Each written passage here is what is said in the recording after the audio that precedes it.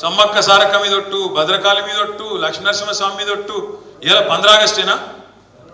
15 August లోపల చేస్తా అన్నాడా? అయిందా మరి రుణమాఫీ? 2 లక్షల రుణమాఫీ 15 ఆగస్టు లోపల చేస్తా అన్నాడు. మరి ఇప్పుడు ఆ దేవుళ్ళ సంగతి ఏంటి? వాళ్ళంత బాధపడాలి అంటే ఆఖరికి దేవుళ్ళకు కూడా ఇచ్చిపెట్టలే ఓట్ల కోసం. ఏ దేవుడు కనబడితే దేవుడి మీద ఒట్టేసి అవద్దని చెప్పిండు. ఇంకా సిగ్గు లేకుండా పెద్ద పెద్ద ప్రకటనలు పత్రికలలో రుణమాఫీ అయిపోయింది, జరిగిపోయింది. కానీ ఒక రైతులకే కాదు, కేంద్రంలో ఉన్న కాంగ్రెస్ వాళ్ళకు కూడా అర్థమైంది. రాహుల్ గాంధీని పోయి అడిగిండు, సార్ మీరు రావాలి రుణమాఫీ అయిపోయిందని. కానీ రాహుల్ గాంధీ సంవత్సరం తెప్పించుకున్నాడట పాపం. అయిందా కాలేదా వీడితోనే ఆయన పొంకనాల పోతిరెడ్డి ముందే అయినా ఆయన అబద్ధాలు చెప్తున్నాడని తెలుసుకుంటే 100% బోగస్ ముచ్చట అయిందని తేలిపోయింది.